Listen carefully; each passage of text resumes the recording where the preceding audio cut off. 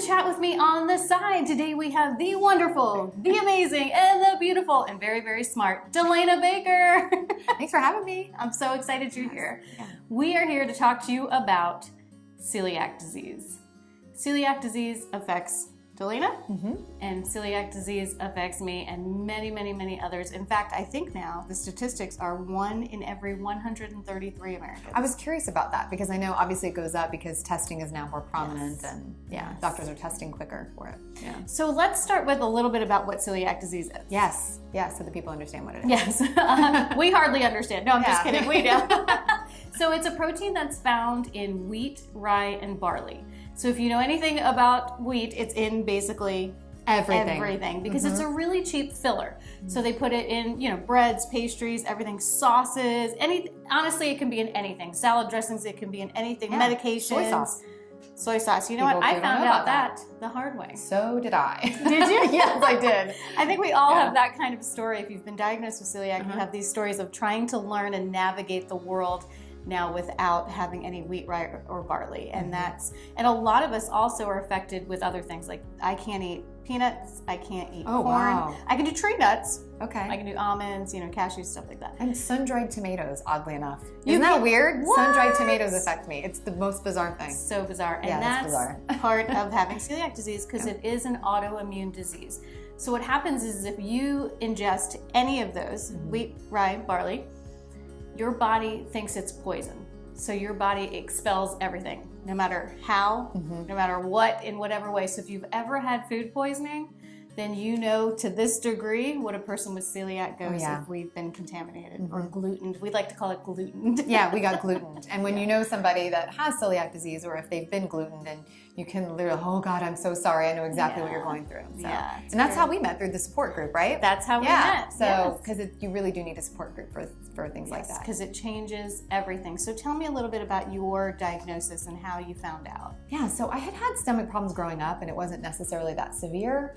But when I was pregnant with my second son, who's almost, he's about 12 and a half, he's almost 13, I started to get really sick during my pregnancy. And it wasn't just morning sickness. And I had a fantastic OBGYN, Dr. Scott. He's amazing. And he sent me to a GI doctor. And the GI doctor's like, well, I think it's your gallbladder. And he's like, hold on a minute. Whoa. Yeah, listen. So he's like, I don't think that's it. Jumping ahead, after I had my son, JP, my OBGYN noticed I still was getting more sick and I was losing more weight and I couldn't eat. And of course I went on the brat diet. The bananas, rice, applesauce, toast. Yes. So that didn't help. The toast part was not. And I'm like, I just want a bowl of cereal. I just want something with substance. And of course that was making me more sick.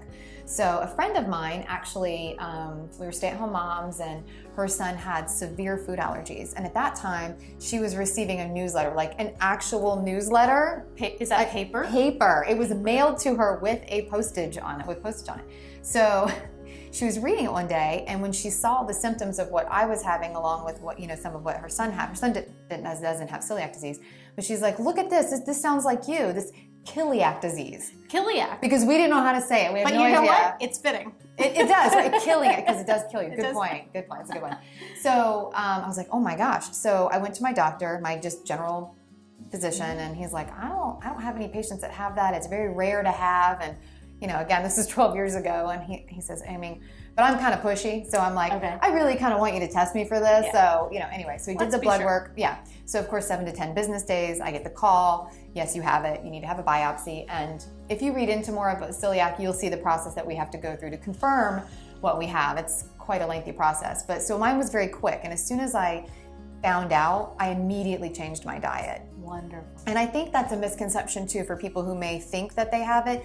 Don't quit eating gluten. I know you're really sick, but your doctor may not tell you that. If they're testing you for that. If you want to be tested for it appropriately, you have to have gluten in your system for them to test. Yeah, because it needs to show up. If not, they're going to be like, you don't have it. It's not there.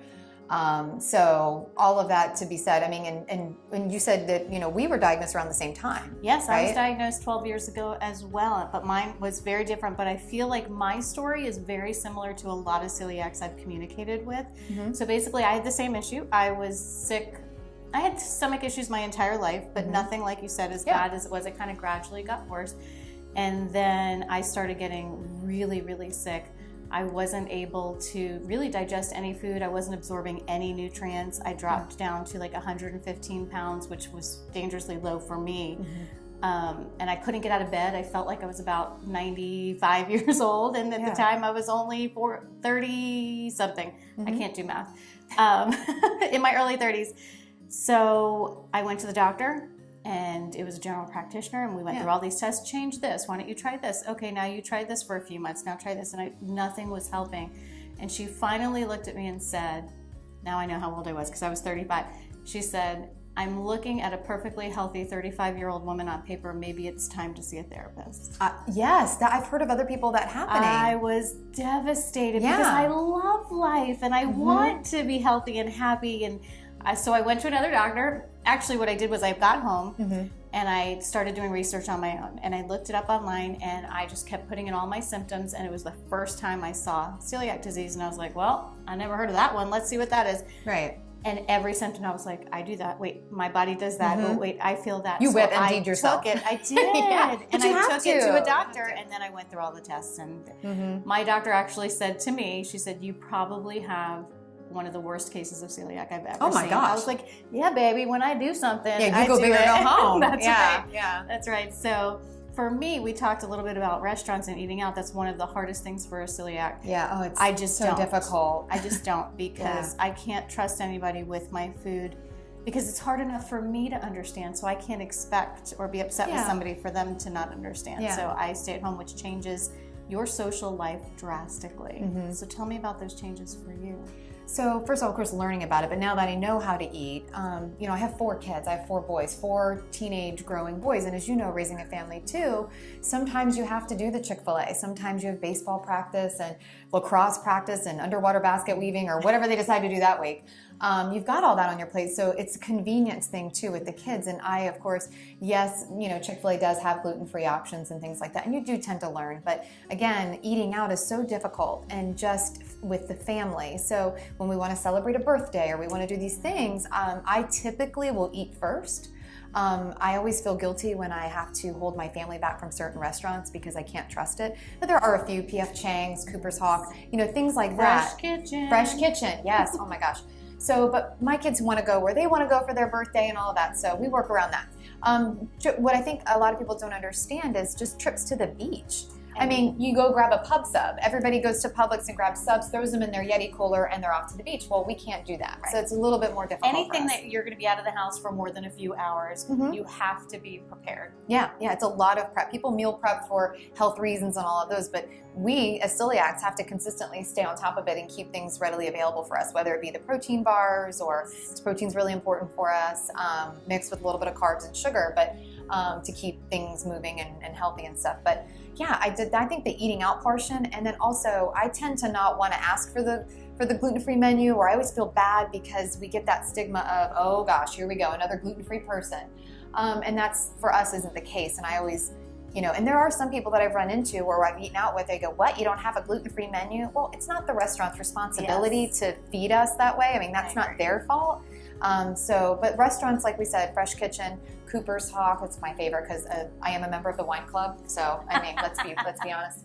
And then, of course, P.F. Chang's, those kind of restaurants are really, celiac friendly, not just gluten-free friendly, but celiac friendly, because that's a whole different ball game.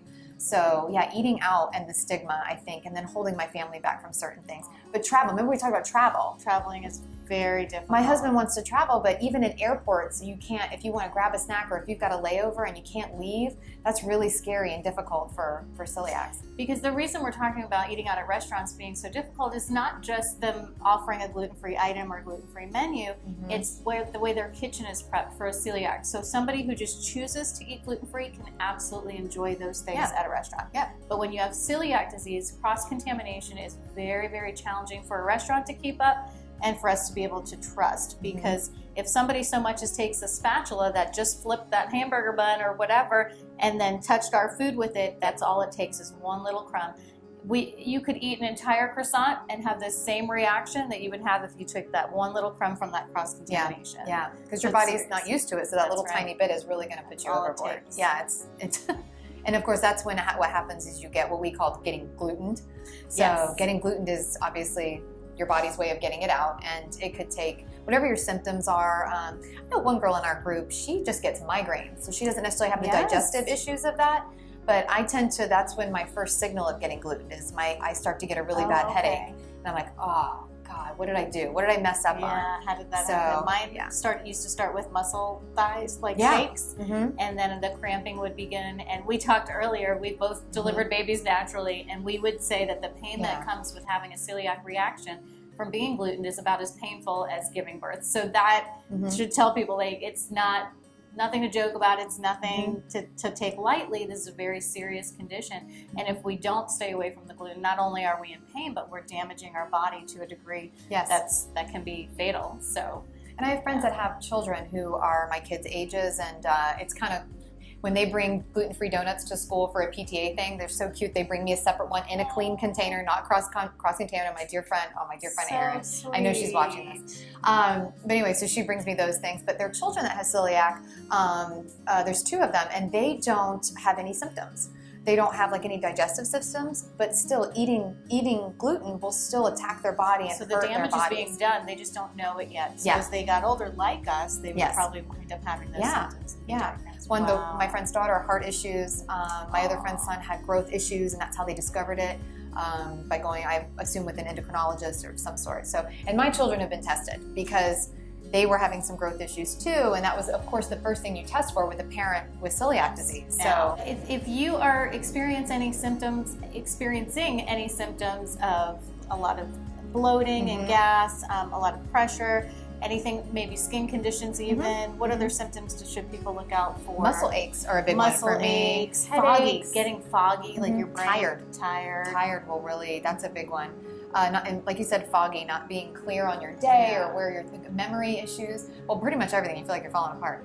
And especially in kids, it's good to kind of look at as well, because sometimes they're tired or they're growing pains or things like that. It might get overlooked. So those kind of things add up, and it should be something that at least people, well, I think now doctors are looking at it more, but I think pediatricians maybe need to think about that as well. Right, because they will not test for it. It's not one of those standard tests unless you ask for it. Right, for children, yes. And if you're doing a blood work anyway and you're having other symptoms, it's definitely worth checking with your general practitioner or your doctor with and stuff. Yeah. So the beautiful thing about being diagnosed with celiac are the support groups. Really, truly. It is. It's an amazing community. There's a lot of support out there. So if you have been diagnosed recently or even 10, 12 years ago like us, reach out, find the groups on Facebook, and talk to each other, because there's nobody knows what you're going through like we know. Absolutely.